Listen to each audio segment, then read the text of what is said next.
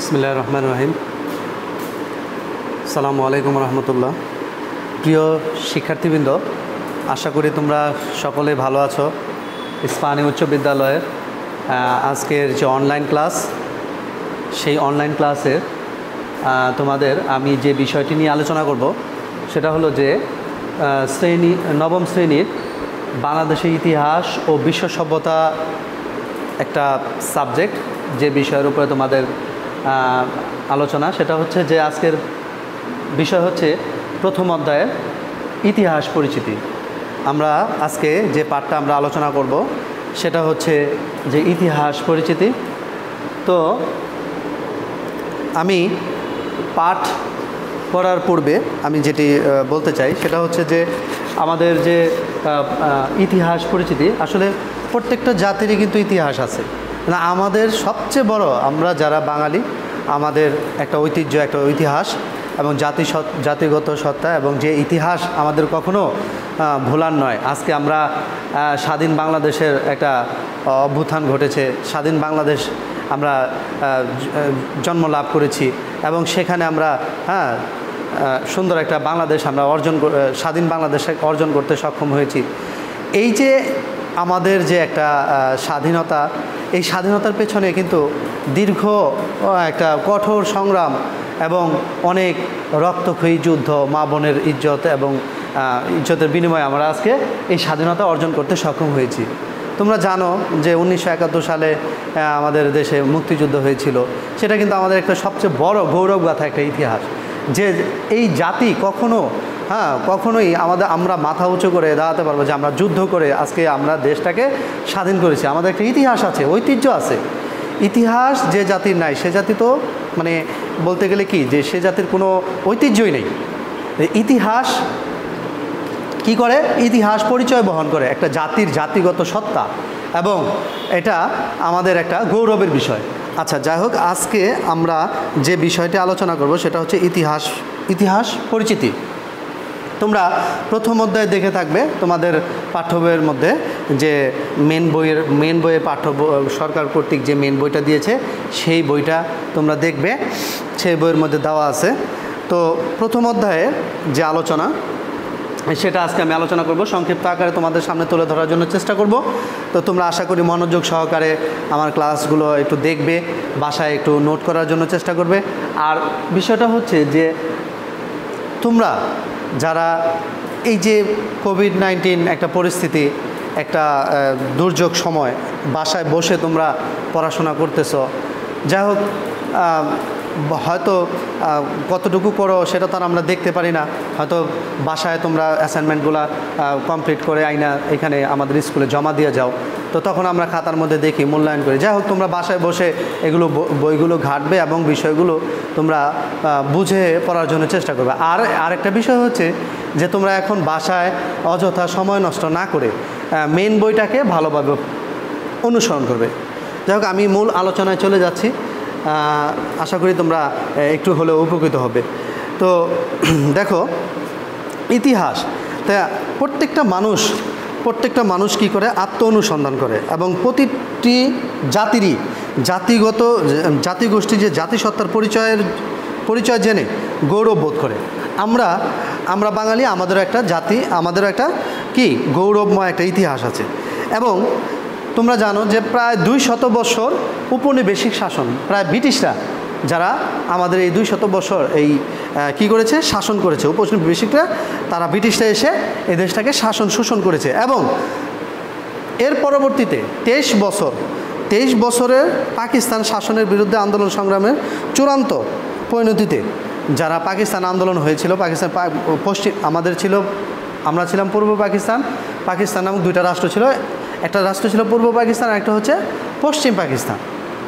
তো পূর্ব পাকিস্তানে কারা ছিলাম? আমরা বাঙালি।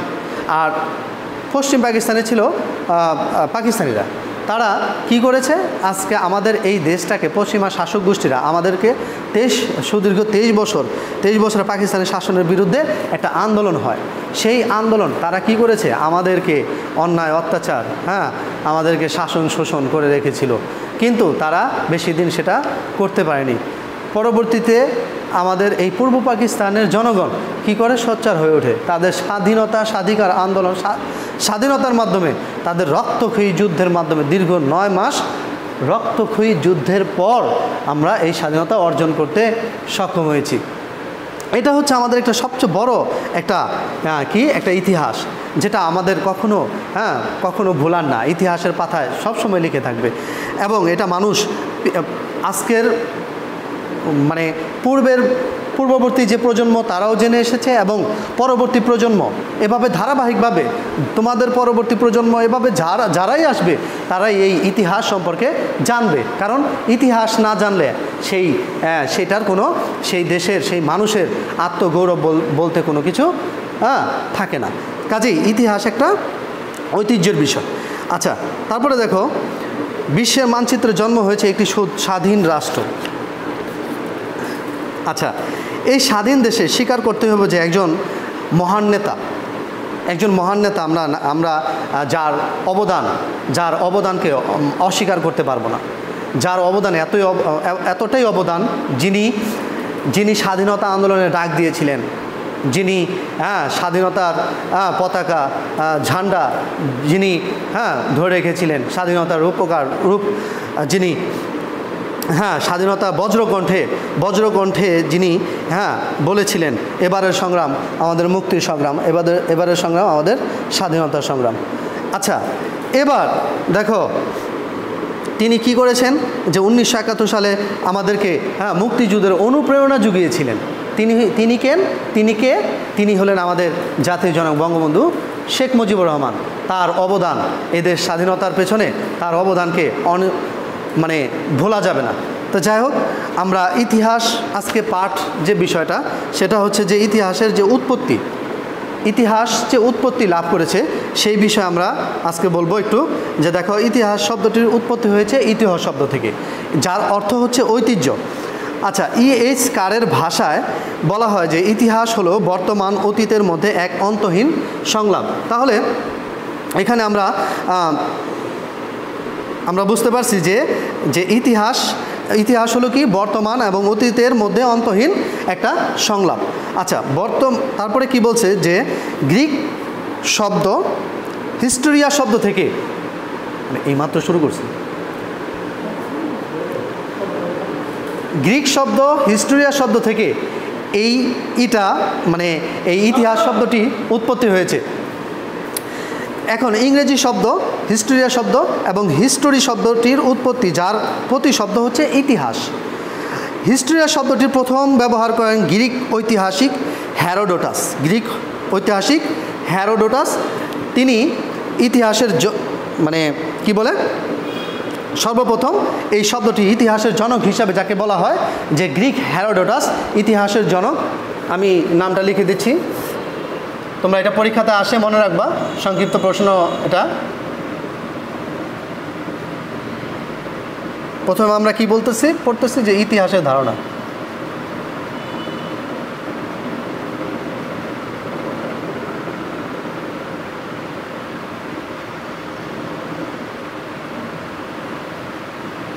ইতিহাস এবং ইতিহাসের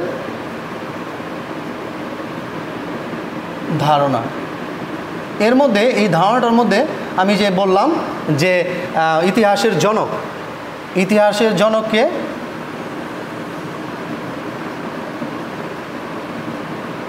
ইতিহাসের জনক, এই প্রশ্নটা খুবই ইম্পর্ট্যান্ট।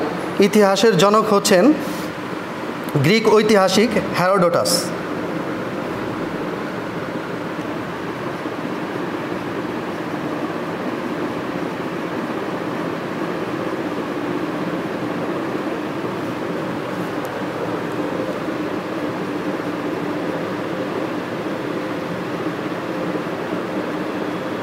গ্রিক ঐতিহাসিক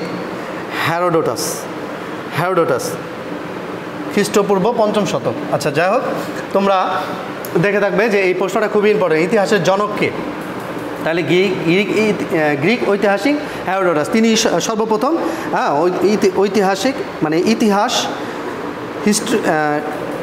তিনি সর্বপ্রথম কি করেন, তার গবেষণা দিয়ে এবং সর্বপ্রথম তিনি এই এই শব্দটি হিস্টোরিয়া শব্দটি ব্যবহার করে না। এই হিস্টোরিয়া থেকে কি ইংরেজি হিস্টোরিয়া শব্দ থেকে ইংরেজি হিস্ট্রি শব্দটির উৎপত্তি, যার প্রতি শব্দ হচ্ছে ইতিহাস।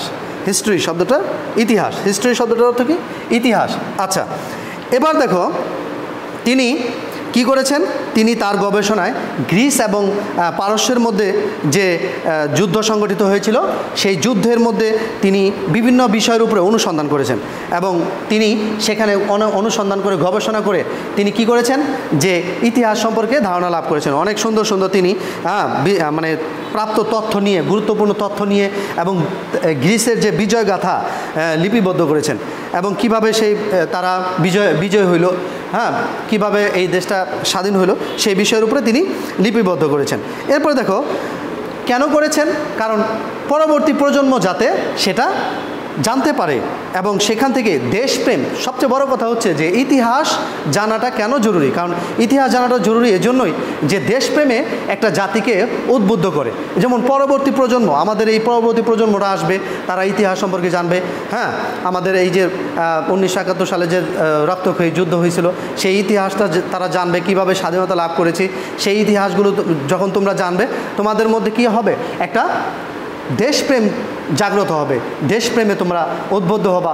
আমরা যারা আছি তারাও দেশপ্রেমের প্রতি উদ্বুদ্ধ হওয়ার জন্য চেষ্টা করে যাব। তো এখন তারপরে দেখো তিনি এই গ্রিস এবং পারস্যের মধ্যে যে যুদ্ধ হয়েছিল সেই যুদ্ধটাই যে হেরোডোটাস তিনি কি করেছেন, এটাকে বিজয়গাথা একটা লিপিবদ্ধ করেছেন এবং ইতিহাসের কি তথ্য অনুসন্ধান করে তিনি গবেষণা চালিয়ে ইতিহাসের অন্তর্ভুক্ত করে তুলে ধরেছেন।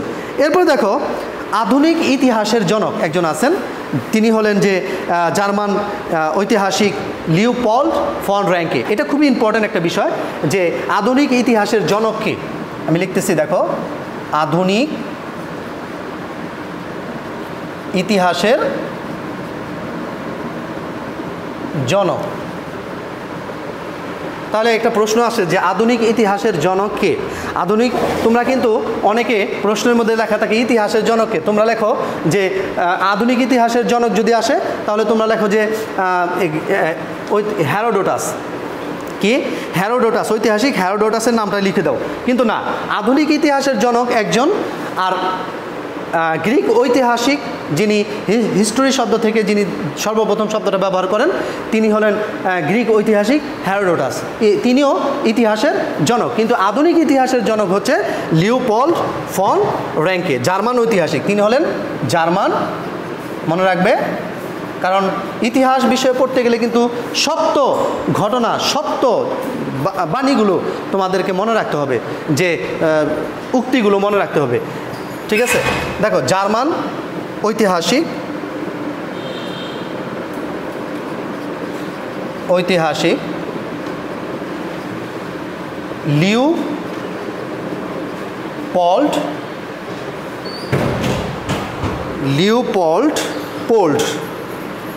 লিওপল্ড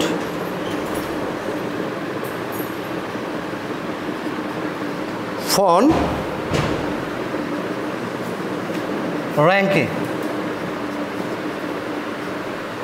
লিওপল্ড ফন র্যাঙ্কে। আচ্ছা, তিনি এই আধুনিক ইতিহাসের জনক। তিনি বলেছেন কি, দেখো এই সংজ্ঞাগুলো মনে রাখবে, যে তোমরা দেখবে পৃষ্ঠা নাম্বার 2-এ দেওয়া আছে। তিনি বলেছেন যে প্রকৃতপক্ষে যা ঘটেছিল তার অনুসন্ধান ও তার সত্য বিবরণী হচ্ছে ইতিহাস। তার মানে কি, ইতিহাস মানে অতীতের ঘটনা ঘটে যাওয়াই হচ্ছে ইতিহাস। কিছু কিছু বিষয় আছে যেগুলো আমাদের ঐতিহ্য বহন করে, যেটা ইতিহাসের একটা গুরুত্বপূর্ণ বিষয়। সব ঘটনা কিন্তু ইতিহাস হয় না। কিছু কিছু ঘটনা আছে যেটা নাকি সবচেয়ে বেশি গুরুত্বপূর্ণ এবং জাতির কাছে, যেটা পরবর্তী প্রজন্ম এবং তার প্রজন্ম, এভাবে প্রজন্ম আমরা জেনে সেটা থেকে আমরা শিক্ষা লাভ করব, সেটাই হচ্ছে আমাদের ইতিহাস। আচ্ছা, তিনি বলেছেন যে লিওপল্ড ফন র্যাঙ্কে বলছেন যে প্রকৃতপক্ষে যা ঘটেছিল তার অনুসন্ধান ও সত্য বিবরণী হচ্ছে ইতিহাস। তাহলে কি বোঝায় যে ইতিহাস হচ্ছে মানব সভ্যতার বিবর্তনের সঙ্গে বিভিন্ন কর্মকাণ্ডের ধারাবাহিক ও সত্য বিবরণ। সঠিক ইতিহাস সবসময় সত্যকে নির্ভর করে রচিত হয়। তাহলে সঠিক ইতিহাসটা সত্যকে নিয়েই একটা তৈরি হয় এই ইতিহাস। আচ্ছা, এবার দেখো এখানে আরও ঐতিহাসিকবিদরা এখানে যেমন তিনি বলেছেন যে ঐতিহাসিকবিদ র্যাবসন বিভিন্ন ইতিহাসবিদ বিভিন্নভাবে সংজ্ঞা প্রদান করেছেন। তার মধ্যে র্যাবসন নামের একজন ইতিহাসবিদ তিনি বলেছেন যে ইতিহাস হলো ঘটনার বৈজ্ঞানিক ও ধারাবাহিক বর্ণনা, মানে ঘটনার বৈজ্ঞানিক এবং ধারাবাহিক বর্ণনা, যেটা ইতিহাস বলে পরিচিত। আচ্ছা, এবার আমরা আরেকজন ইতিহাসবিদের যে সংজ্ঞা সেটা আমরা জানবো কি, যে দেখো সুন্দর করে তিনি বলেছেন যে E.H. কারের ভাষায় বলা যায় যে ইতিহাস হলো বর্তমান ও অতীতের মধ্যে অন্তহীন সংলাপ। E.H. কারের ভাষায়, তোমরা মনে রাখবা, E.H. কারের ভাষায় তিনি বলেছেন যে অতীতের কি ইতিহাস হলো বর্তমান ও অতীতের মধ্যে এক অন্তহীন সংলাপ। আচ্ছা, এই আমি যে ইতিহাস সম্পর্কে এবং ইতিহাসের ধারণা সম্পর্কে কিছু বললাম, এই কতগুলো কথা বললাম, তোমরা এই চ্যাপ্টারে দেখবা যে এই প্রশ্নগুলো সাধারণত এখান থেকে কিছু প্রশ্ন, শর্ট প্রশ্ন তোমরা পাবা, এবং তোমরা সৃজনশীলে যে 1 নাম্বার প্রশ্নটা সেটাও এখান থেকে পাবা। এটা একটা মোস্ট ইম্পর্ট্যান্ট একটা চ্যাপ্টার, কারণ আমরা ইতিহাস সম্পর্কে যদি ধারণা লাভ না করতে পারি তাহলে আমাদের ইতিহাস পড়ার কোনো হয় না, অর্থহীন। আচ্ছা, ইতিহাসের এবার আমরা জানবো যে ইতিহাস সম্পর্কে জানলাম, এবার আমরা জানবো ইতিহাসের উপাদান। ইতিহাসের উপাদান কি কি উপাদান দিয়ে ইতিহাসটা, কি কি উপাদান নিয়ে ইতিহাস? আচ্ছা, আমরা জানি যে ইতিহাসের উপাদানকে 2টা ভাগে ভাগ করছে। ইতিহাসের উপাদানকে কয়টা ভাগে ভাগ করছে? 2টা ভাগে ভাগ করছে। কি কি? তাহলে একটা হচ্ছে তোমার ইতিহাসের উপাদানকে কয়টা ভাগে ভাগ করছে? 2টা ভাগে ভাগ করছে। সেটা কি? একটা হচ্ছে লিখিত উপাদান আর একটা হচ্ছে অলিখিত উপাদান। তাহলে আমরা 1 নম্বরে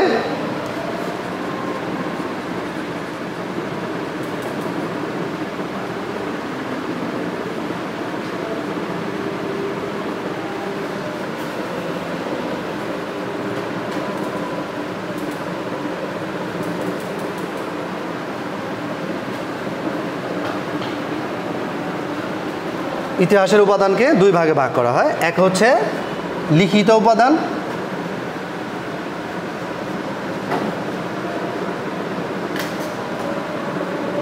দুই হচ্ছে অলিখিত উপাদান।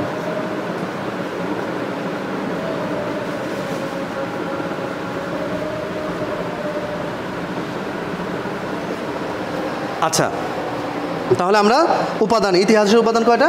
যে 2টা, যে দেখো লিখিত উপাদান আর এটা হচ্ছে অলিখিত উপাদান। আমরা আরও উপাদান আছে, সেটা আমরা পরবর্তীতে আস্তে আস্তে জানবো। তাহলে দেখো লিখিত উপাদান, তোমরা বুঝতেই পারতেছো যে লিখিত উপাদানগুলো কি, যেটা লিখিত আকারে লিপিবদ্ধ আছে, যে উপাদানগুলোর দ্বারা আমরা লিখিত উপাদানগুলোর দ্বারা আমরা এই ইতিহাস সম্পর্কে ধারণা লাভ করতে পারি। যে এই লিখিত উপাদানের মধ্যে কি কি আছে, যে এখানে রয়েছে যে বৈদেশিক বিবরণ, যেমন সাহিত্য, দলিলপত্র এবং বিভিন্ন দেশি বিদেশি সাহিত্যকর্ম এবং তৎকালীন সময়ে কিছু তথ্য পাওয়া যায়। তৎকালীন সময় কি পাওয়া যায়? কিছু তথ্য পাওয়া যায়। সেই সময়কার কিছু কি বলে যে বেদ, যেমন বেদ, কৌটিল্যের অর্থশাস্ত্র, কলহনের রাজতরঙ্গিনী, মিনহাজুস সিরাজের তবাকাত ই নাসিরি, আবুল ফজলের আইনি আকবরী ইত্যাদি, এই যে উল্লেখযোগ্য গ্রন্থগুলো, সেগুলো থেকে আমরা কি করতে পারি? সাহিত্য থেকে আমরা কিছু ইতিহাস সম্পর্কে আমরা তথ্য পেতে পারি। ঠিক আছে, এটা হচ্ছে লিখিত উপাদান। আর বিদেশি পর্যটকদের বিবরণ, সবসময় বিদেশিরা যারা নাকি পর্যটক এক দেশ থেকে আরেক দেশে ভ্রমণ করেছেন, তাদের থেকে আমরা অনেক কিছু কি, যে এখানেও একটা জানতে পেরেছি যে তারাও একটা ইতিহাসের লিপিবদ্ধ করে গেছেন। যেমন 5ম থেকে 7ম শতকে বাংলা আগত, 5ম থেকে 7ম শতকে বাংলা আগত চৈনিক পরিব্রাজক।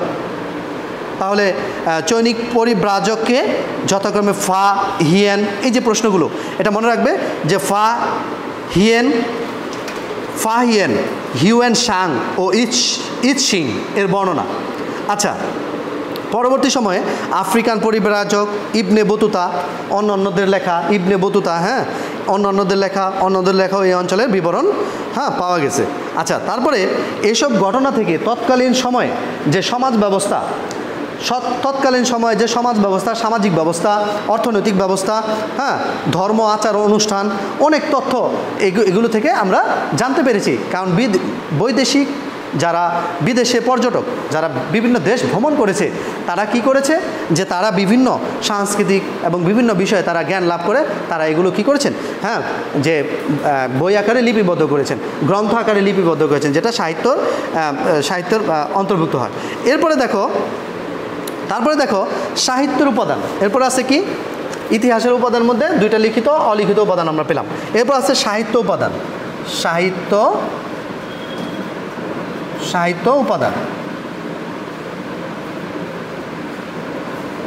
উপাদান কোনগুলো? যে সাহিত্য উপাদানের মধ্যে রয়েছে তোমার দেখো জীবনী গ্রন্থ, যেমন এখানে আছে সন্ধ্যাকর নন্দীর রাম রচিত। তারপরে আমাদের জাতির জনক বঙ্গবন্ধু শেখ মুজিবুর রহমানের অসমাপ্ত আত্মজীবনী ইত্যাদি, এটা একটা জীবনী গ্রন্থ। এ থেকে আমরা কি করতে পারি, তার থেকে আমরা অনেক কিছু শিক্ষা লাভ করতে পারি। কারণ একজনের আত্মজীবনী থেকে, এই যে বঙ্গবন্ধু শেখ মুজিবুর রহমান, ওনার আত্মজীবনী, উনি কীভাবে দেশের জন্য স্বাধীনতা অর্জনের জন্য জীবন মরণ যুদ্ধ করেছেন, দেশের জন্য জীবন দিয়েছেন। এই যে জাতির জনক বঙ্গবন্ধু শেখ মুজিবুর রহমান সম্পর্কে আমরা কি করতে পারি, আমরা তার থেকে আমরা শিক্ষা নিতে পারি। জাতি শিক্ষা নিচ্ছে আজকে যে কীভাবে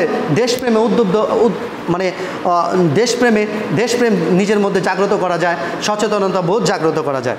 এটা আমরা ধারণা লাভ করতে পারি, দেশপ্রেমে কীভাবে উদ্বুদ্ধ হওয়া যায়।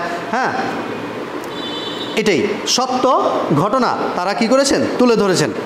এরপরে দেখো বলছে যে জীবনী গ্রন্থ নাম্বার সাহিত্য উপাদানের মধ্যে কি রয়েছে, জীবনী গ্রন্থ।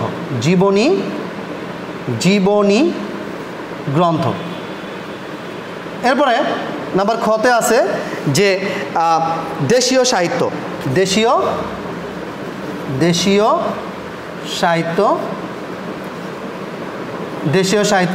তারপরে নাম্বার গতে আছে বিদেশিদের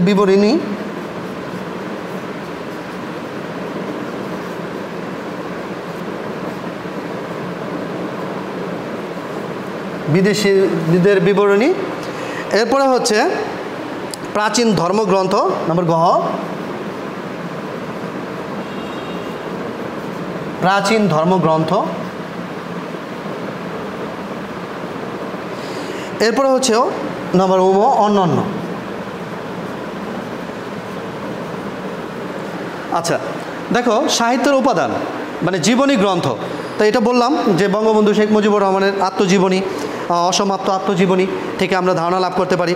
এরপরে সন্ধ্যাকর নন্দীর কি বলে রামরচিত।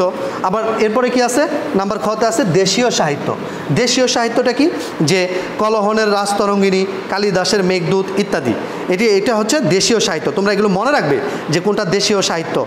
সাহিত্য কোনগুলো সাহিত্যের মধ্যে পরীক্ষাতে আসতে পারে, যে দেশীয় সাহিত্য কলহনের রাজতরঙ্গিনী, তারপরে কালিদাসের মেঘদূত, এটা কি কোন সাহিত্য, এটা হচ্ছে দেশীয় সাহিত্য। এরপর আছে বিদেশিদের বিবরণী। বিদেশিদের বিবরণী কোনটা, যে মেগাস্তিনিসের ইন্ডিকা, ফাহিয়েনের ফুকুও কি, হিউয়েন সাংয়ের শিউ কি ইত্যাদি গ্রন্থ ইত্যাদি। আচ্ছা, প্রাচীন ধর্মগ্রন্থ, যেমন প্রাচীন ধর্মগ্রন্থের মধ্যে কী কী আছে, ধর্ম, যেমন রামায়ণ, তারপরে মহাভারত, পুরাণ, এগুলো বিষয়। এরপর আছে অন্যান্য গ্রন্থ, যেমন পাণ্ডুলিপি, সন্ধি চুক্তি, কৌটিল্যের অর্থশাস্ত্র, এগুলো। তোমরা এই কয়টা উপাদান সম্পর্কে তোমরা মনে রাখবে। এরপর আসো, আমরা জানলাম যে এটা হচ্ছে লিখিত উপাদানের মধ্যে। লিখিত উপাদানের মধ্যে কি, লিখিত উপাদানের মধ্যে সাহিত্য উপাদান একটা গুরুত্বপূর্ণ উপাদান। আচ্ছা, এরপরে হচ্ছে অলিখিত উপাদান। অলিখিত উপাদান কি, অলিখিত উপাদান হচ্ছে প্রত্নতাত্ত্বিক নিদর্শন। প্রত্নতাত্ত্বিক মানে প্রত্নতাত্ত্বিক মানে কি পুরাতন নিদর্শনগুলো আছে, যেগুলো মনে করেন বহু বছর পুরানা, এবং সেখানে যে যেমন লিপিমালা, তারপরে মুদ্রা, তারপরে স্থাপত্য, ভাস্কর্য, স্মৃতিসৌধ, এগুলো। তাহলে দেখো অলিখিত উপাদান কি, যে সব বস্তু বা উপাদান থেকে আমরা বিশেষ সময়, স্থান ও ব্যক্তি সম্পর্কে বিভিন্ন ধরনের ঐতিহাসিক তথ্য পাই, সেই বস্তু বা উপাদানই প্রত্ননিদর্শন। প্রত্নতত্ত্ব নিদর্শন মূলত অলিখিত উপাদান। এটা অলিখিত, লিখিত হয় না, সাধারণত অলিখিত উপাদান। মনে রাখবে তোমরা, প্রত্নতত্ত্ব নিদর্শনটা সাধারণত লিখিত হয় না, এটা হচ্ছে অলিখিত। যেমন নাম্বার কতে আছে, বলছে যে নাম্বার কতে বলছে যে অলিখিত উপাদান। দেখো খেয়াল করো,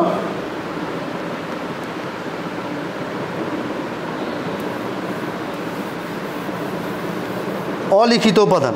অলিখিত উপাদানের মধ্যে কি নাম্বার কতে,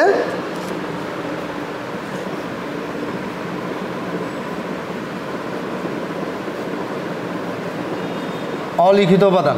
অলিখিত উপাদান কি নাম্বার কতে বলছে যে লিপিমালা।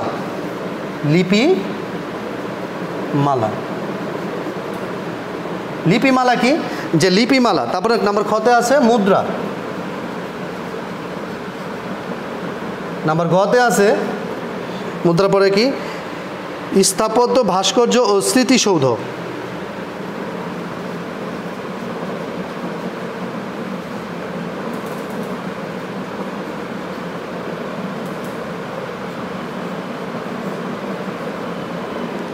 স্মৃতিসৌধ। তারপর নাম্বার ঘতে প্রত্নতাত্ত্বিক ধ্বংসাবশেষ। প্রত্নতাত্ত্বিক ধ্বংসাবশেষ। প্রত্নতাত্ত্বিক ধ্বংসাবশেষ। নাম্বার ওমতে আছে কি প্রত্নতাত্ত্বিক ধ্বংসাবশেষ। তারপরে হচ্ছে প্রচলিত বিশ্বাস বা প্রথা। প্রচলিত বিশ্বাস বা প্রথা। তারপরে চতে আছে পুঁথি।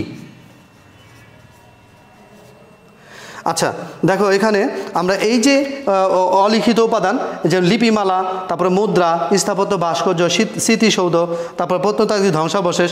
এখন এখানে দেখো কি বলছে, যে লিপিমালা, যে সরকারি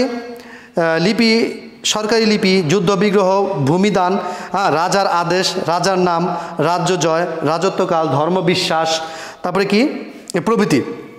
তারপরে বেসরকারি লিপি কি, এগুলো সাধারণত পাথরে মন্দিরের গায়ে লেখা হতো। আচ্ছা মুদ্রা কি, বিভিন্ন মুদ্রা, দামি দামি যে মুদ্রাগুলো আছে, স্বর্ণ মুদ্রা, রৌপ্য মুদ্রা, এগুলো থেকে, প্রাচীন মুদ্রা থেকে আমরা বিভিন্ন সময় তৎকালীন সময় আমরা কি করতে পারি, জানতে পারি, ইতিহাস সম্পর্কে জানতে পারি। তাদের যেমন এখানে বলা হয়েছে যে মুদ্রার মধ্যে কি রাজার নাম আছে, তারপরে সন তারিখ দেওয়া আছে, রাজার মূর্তি, নানা দেবদেবীর মূর্তি এবং খোদাই করা থাকতো, এবং সেখানে কি সময়কাল দেওয়া থাকতো। তারপরে কি অর্থনৈতিক সমৃদ্ধ সমাজ ব্যবস্থা, তাদের ধর্মবিশ্বাস কেমন ছিল, তাদের সামাজিক অবস্থা কেমন ছিল, এই বিষয়গুলো ইত্যাদি বিষয়গুলো আমরা জানতে পারি। এরপরে দেখো স্থাপত্য, ভাস্কর্য এবং স্মৃতিসৌধ। প্রত্নতত্ত্ব কেন্দ্র, যেমন আমরা দেখবা যে আমরা অনেক সময় যাই, ঐতিহাসিক যে স্পটগুলো সেখানে যাই, কুমিল্লা লালমাই পাহাড়, কুমিল্লাতে আমরা যাই, সেখানে আমরা কি প্রত্নতাত্ত্বিক নিদর্শনগুলো দেখতে পাই। তারপরে দেখো ওয়ারি বটেশ্বর, এগুলো। আচ্ছা তারপর দেখো স্থাপত্য, ভাস্কর্য, স্মৃতিসৌধ, যেমন কি এখানে যে সমাধি স্তম্ভ, প্রাচীন সমাধি স্তম্ভ, তারপরে প্রাচীন শিল্পকৃতি, দেবদেবীর মূর্তি, তারপরে মৃৎশিল্প মানে মাটির শিল্পগুলো থেকে আমরা জানতে পারি, এবং তৈজসপত্র। এরপর দেখো প্রত্নতাত্ত্বিক ধ্বংসাবশেষ কি, প্রত্নতাত্ত্বিক ধ্বংসাবশেষ কি, যে সেই সময় বগুড়া যে মহাস্থানগড়, এই যে ধ্বংস হয়ে যাওয়া বহু বছরের পুরাতন যে প্রত্নতত্ত্ব আছে, নিদর্শনগুলো আছে, সেগুলো ধ্বংসাবশেষ, যেমন বগুড়ার মহাস্থানগড়, নরসিংদীর ওয়ারি বটেশ্বর ইত্যাদি। তারপরে দেখো বলছে যে প্রচলিত বিশ্বাস বা প্রথা। কি অতিকথন, রূপকথা, গান, কাহিনীমালা, হ্যাঁ, এগুলো থেকে আমরা কি করতে পারি, জানতে পারি। হ্যাঁ, তারপরে দেখো আরও আছে যে পুঁথি। এক সময় কি এটা পুঁথি পাঠ করতো। হ্যাঁ, যে সবাই একসাথে বসে পুঁথি পাঠ করতো এবং পুঁথিগুলো খুব সুন্দরভাবে শুনতো সবাই। যে এখানে বলছে যে অতিকথন, রূপকথা, তারপরে কি, তারপরে বলছে যে কি বলে যে পুঁথিপত্র একসময় কি মানুষের মুখে মুখে এগুলো প্রচলিত ছিল। আচ্ছা, এরপরে দেখো যে সেই সময়ে যে এই সমস্ত প্রত্নতাত্ত্বিক নিদর্শন, বৈজ্ঞানিক পরীক্ষা নিরীক্ষা এবং বিশ্লেষণের ফলে কি হয়, সেই সময়ে অধিবাসীদের সে রাজনৈতিক, সামাজিক, অর্থনৈতিক ব্যবস্থা সম্পর্কে ধারণা লাভ করা যায়। এই যে অলিখিত উপাদান বা লিখিত উপাদান, এগুলো সেই সময়কার, হ্যাঁ, আমরা কি করতে পারি, বৈজ্ঞানিক পরীক্ষা নিরীক্ষা এবং এগুলোর মাধ্যমে আমরা জানতে পারি। এবং এখানে এই বিষয়গুলো তুলে ধরা হয়েছে। যেমন সম্প্রতি এবং নতুন নতুন দেখো প্রত্নতত্ত্ব, নতুন নতুন নিদর্শন আবিষ্কৃত হয়েছে এবং নতুন নতুন ইতিহাসও সৃষ্টি হচ্ছে। যেমন এখানে সম্প্রতি যে নরসিংদী ওয়ারি বটেশ্বর, হ্যাঁ, প্রত্নতত্ত্ব আবিষ্কার, এটা একটা সম্প্রতি। তারপর ওই অঞ্চলের প্রত্নতত্ত্ব নিদর্শন প্রমাণ হয়েছে যে বাংলাদেশে 2500 বছর পূর্বেও নগর সভ্যতার অস্তিত্ব ছিল। 2500 বছর পূর্বেও নগর সভ্যতার একটা ঐতিহ্য বহন করে। আচ্ছা, তারপর দেখো ইতিহাসের প্রকারভেদ। আমি আজকে ইতিহাসের প্রকারভেদটা পড়েই শেষ করব। তারপরে পরবর্তীতে আবার আল্লাহ যদি বাঁচায় রাখে সেটা আমি আবার তোমাদের সামনে আলোচনা করার জন্য চেষ্টা করব। দেখো ইতিহাসের প্রকারভেদ কি, যে ইতিহাসকে প্রধানত দুইটা ভাগে ভাগ করা হয়েছে। এবার আমরা আসি ইতিহাসের প্রকারভেদ। ইতিহাসের উপাদান,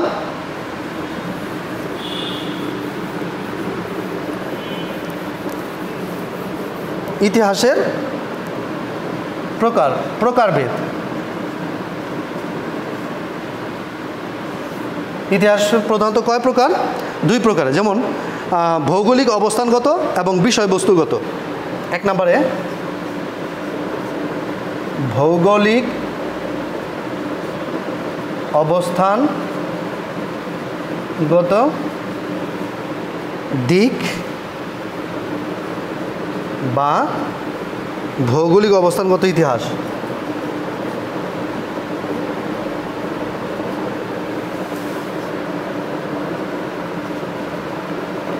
অবস্থানগত ইতিহাস। নাম্বার 2 বিষয়বস্তুগত ইতিহাস।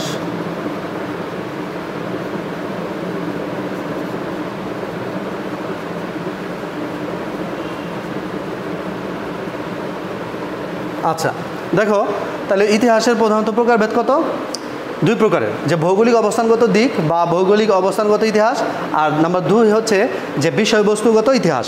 তাহলে ভৌগোলিক অবস্থানগত কি, যে বিষয়টি ইতিহাসে স্থান পেয়েছে তা কোনো প্রেক্ষাপটে রচিত, কোন প্রেক্ষাপটে রচিত, হ্যাঁ, স্থানীয়, জাতীয় না আন্তর্জাতিক, স্থানীয় সেটা স্থানীয় না জাতীয় আন্তর্জাতিক। এভাবে ভৌগোলিক অবস্থানগত দিক থেকে শুধু বোঝার সুবিধার্থে ইতিহাসকে আবার 3টা ভাগে ভাগ করেছে। তাহলে ভৌগোলিক অবস্থানগত দিক থেকে আবার কয়টা ভাগে ভাগ করেছে বোঝার সুবিধার্থে, 3টা ভাগে, স্থানীয় বা আঞ্চলিক ইতিহাস, জাতীয় ইতিহাস ও আন্তর্জাতিক ইতিহাস। এখানে কিন্তু আবার 3টা ভাগে ভাগ করা হয়েছে। তারপর দেখো বিষয়বস্তুগত ইতিহাসটা কি, যে কোনো বিশেষ বিষয়ের উপর ভিত্তি করে যে ইতিহাস রচিত হয় তাকে বিষয়বস্তুগত ইতিহাস বলা হয়। তাহলে বোঝা যায় যে বিষয়বস্তুগত কথাটার মানে কি, যে কোনো বিষয়ের একটা কোনো একটা বিষয়ের উপরে ইতিহাস যে রচিত হয়, ভিত্তি করে যে ইতিহাস রচিত হয় সেটা হচ্ছে বিষয়বস্তুগত ইতিহাস। যেমন রাজনৈতিক ইতিহাস, সামাজিক ইতিহাস, অর্থনৈতিক ইতিহাস, সংস্কৃতি ইতিহাস, সাম্প্রতিক ইতিহাস। আচ্ছা, তোমরা এটা জানলে যে আজকে যে ইতিহাসের প্রকারভেদ সম্পর্কে, ইতিহাস কত প্রকার। তারপরে ইতিহাসের বিষয়বস্তু, তারপরে ইতিহাসের স্বরূপ সম্পর্কে আমরা পরবর্তী ক্লাসে আমরা যেমন আজকে একটু ধারণা দিই তোমাদেরকে, যে ইতিহাসের স্বরূপটা কি। ইতিহাস জ্ঞান অর্জনের অন্যান্য শাখা থেকে আলাদা। আচ্ছা, ইতিহাস যে কি বলেছে, যে ইতিহাসের বৈশিষ্ট্য সম্পর্কে আলোচনা করলে এ সম্পর্কে একটি পরিষ্কার ধারণা পাওয়া যায়। যেমন প্রথমত বলছে যে সত্যনিষ্ঠ তথ্যের উপর অতীতের পুনর্গঠন করাই হলো ইতিহাসের বৈশিষ্ট্য, এটা হলো প্রথমত। আর দ্বিতীয়ত বলছে যে ইতিহাসের আলোচনার বিষয় হচ্ছে মানব সমাজ ও সভ্যতার অগ্রগতি, তারপরে ধারাবাহিক তথ্য বিবরণ ইত্যাদি। আচ্ছা, এরপরে দেখো তৃতীয়ত বলছে কি, যে ইতিহাস থেমে থাকে না, এটি গতিশীল এবং বহমান। ইতিহাস কখনো থেমে থাকে না, এটা কি গতিশীল, এটা চলমান আর বহমান। যে কারণে প্রাচীন যুগ, মধ্যযুগ, আধুনিক যুগ, সন তারিখ ব্যবহার করে কি করা যায়, ভাগ করা কঠিন। আবার পরবর্তী ধারাও সব দেশে একসঙ্গে ঘটেনি। তারপর দেখো চতুর্থ, ঘটে যাওয়া ঘটনার সঠিক বিবরণ পরবর্তী প্রজন্মের কাছে তুলে ধরাও ইতিহাসের বৈশিষ্ট্য। তবে ঘটনা নিরপেক্ষ বর্ণনা না হলে সঠিক ইতিহাস হবে না। আচ্ছা, এরপর আমরা জানবো যে ইতিহাসের পরিসর। ইতিহাসের পরিসর তোমরা একটু এখানে দেখো যে সময়ের বিপদের সঙ্গে সঙ্গে ইতিহাস চর্চা ও গবেষণা, বৈজ্ঞানিক পদ্ধতি অনুসৃত এবং প্রাগৈতিহাস। তারপরে কি 19 শতকে শুধু রাজনীতি ইতিহাসের বিষয় হলেও মার্ক্সবাদ প্রচারের পর অর্থনীতি, সমাজ, শিল্পকলা ইতিহাস রচিত হয়ে থাকে। এভাবে একের পর এক বিষয় ইতিহাসভুক্ত হচ্ছে, আর সম্প্রতি হচ্ছে ইতিহাসের পরিধি ও পরিসর। আচ্ছা, ইতিহাস সর্বশেষ আমরা জানবো সেটা হচ্ছে যে ইতিহাস পাঠের প্রয়োজনীয়তা। দেখো আমি এই আলোচনাটুকু করেই তোমাদের শেষ করব যে ইতিহাস পাঠের প্রয়োজনীয়তা কী। ইতিহাস পাঠ করলে আমরা কী লাভ করতে পারি, ইতিহাস পাঠের প্রয়োজনীয়তা।